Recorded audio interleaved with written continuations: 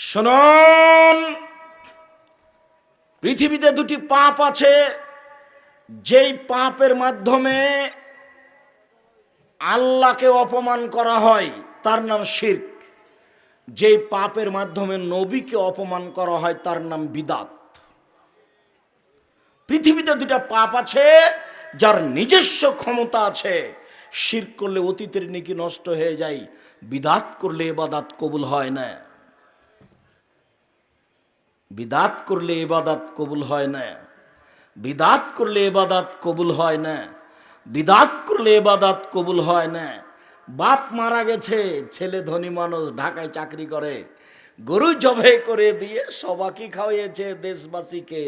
খালা ফুফু বলছে, বেটা তোর তো টাকা পয়সা আছে, বেটা তোর বাপ মারা গেল, একটু মানুষকে খাওয়ালি না বেটা। তো বাপের নামে যেটা